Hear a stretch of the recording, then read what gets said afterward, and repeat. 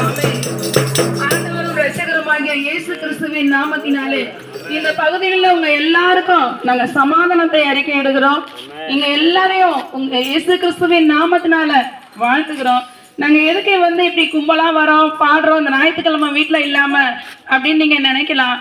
ஏசப்பா எங்க வாழ்க்கையில அநேக நன்மைகளை செய்திருக்கிறாரு. பாவத்திலிருந்து எங்க வாழ்க்கையை தூக்கி எடுத்து சமாதானத்தை கொடுத்து ரட்சிப்பை கொடுத்து இந்த இடத்துல எங்களை முன்பாக சாட்சியா நிறுத்தி வச்சிருக்காரு. எனக்கு மாத்திரமல்ல, இங்க நிக்கிற சகோதர சகோதரிகள் எல்லாருக்கும் ஒரு சாட்சி இருக்கும் பாருங்க. நாங்களும் அநேக வழிகள்ல ஓடணும், அநேக பாதையில போய் சமாதானம் கிடைக்குமான்னு தேடி அலைஞ்சோம். எல்லாமே இருந்தது, ஆனா எதுவுமே இல்லாத மாதிரியான ஒரு வாழ்க்கை, ஏதோ இழந்து போனது மாதிரி ஒரு நிலையில நாங்க இருந்தோம். எல்லாமே இருந்தோம், ஒண்ணும் இல்லாம சூழ்நிலையில நாங்க இருந்தப்போ தேவன் எங்களை தேடி வந்து எங்களுக்கு வாழ்வு கொடுத்தாரு பாருங்க. ஏசு கிறிஸ்து பாருங்க, அவ்வளவு அன்பான தெய்வம், நமக்காக ஜீவனை கொடுத்தாரு. அவருடைய ரத்தம் பாருங்க, பாவம் இல்லாத குற்றம் இல்லாத ரத்தம் நம்மளுக்காக சிந்தப்பட்டது. அவர் ரத்தம் நம்மளுக்கு எதிராக நிக்கிறவங்களை ஓட செய்யும். அவர் ரத்தம் நம்ம பாவத்திலிருந்து மீட்டெடுக்கும். அவர் ரத்தம் நம்மளுக்கு சமாதானத்தை கொடுக்கும். அவர் ரத்தம் பாருங்க, பிதாவின் இடத்துல நமக்கு பரிந்து பேசும். அவர் ரத்தம் மத்தியஸ்தரா இருந்து நம்ம எல்லாரையும் வாழ வைத்து பரலோகத்துல கொண்டு போய் சேர்க்கிற அவர் ரத்தம். பரலோகத்துல கொண்டு போய் சேர்க்கறதுக்கான ஒரு தகுதி இருக்குங்க. நம்ம பாவத்திலிருந்து விடுதலை பெறணும். தேவனுக்கு விரோதமா செய்யற எல்லா காரியமும் பாவம். பாவத்தை அறிக்கை செய்து விட்டு விடுகிறவன் வாழ்வடைவன் என்று வேதம் சொல்லுகிறது. நம்ம எந்த பாவத்துல இருந்தாலும் சரி, தேவனை அறியாம இருக்கிறதே பாருங்க ஒரு பாவம். யோவான் 1:5-19 சொல்லப்பட்டிருக்கிறது, நாம் தேவனால் உண்டாக்கப்பட்டோம் என்று, இந்த உலகமோ பல்லாங்கனுக்குள் கிடக்கிறது என்று.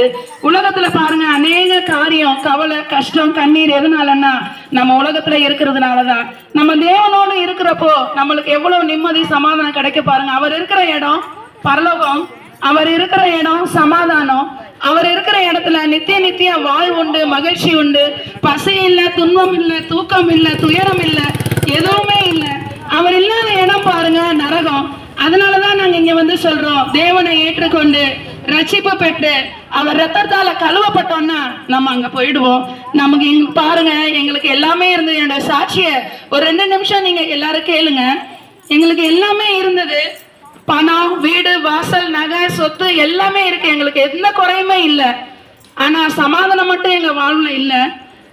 போய் நாங்க சாகணும். எதனாலன்னா தேவன் என்னுடைய மகனுக்கு டாக்டர் ஆகணும்னு பெரிய ஆம்பிஷன் இருந்தது. ஆனா அது நிறைவேறல. கரெக்டா அவன் மார்க்கு கம்மியா எடுத்தான். அதனால நான் வாழ முடியாது, சாகணும்னு சொல்ல தருணத்துல நான் சொன்னேன், ஏசப்பா கிட்ட ஒரு வார்த்தை சொல்லு, அவர் உனக்கு சமாதானமும் நம்பிக்கையும் இந்த உலகத்துல வாழ்றதுக்கு ஒரு நிச்சயம் உனக்கு கொடுத்தாருன்னா நம்ம 4 பேரும் வாழலாம்னு சொன்னோம். ஆனா பாருங்க, ஏசப்பாவை அவன் ஏத்துக்கொண்டான், அவனுக்கு வாழ்வு கொடுத்தாரு, அவனை டாக்டர் ஆக்குனாரு. என்னுடைய சாட்சியை சொல்லணும்னா அநேக நேரங்கள் தேவைப்படும். நான் சுருக்கமா சொல்றேன், நாங்க சாகணும்னு முடிவெடுத்த அந்த தருணத்தை மாத்தி எங்களுக்கு வாழ்வு கொடுத்து இன்னைக்கு எல்லாம் எங்க சமூகத்துல பாருங்க எல்லாரும் எங்களை அண்ணாந்து பார்க்க வச்சிருக்கிறாரு. நாங்க சாவ தேடி ஓடிக்கொண்டிருந்த எங்க வாழ்க்கைய மாத்தி தேவன் ஒரு நிம்மதியும் சமாதானத்தை எங்களுக்கு கொடுத்திருக்காரு.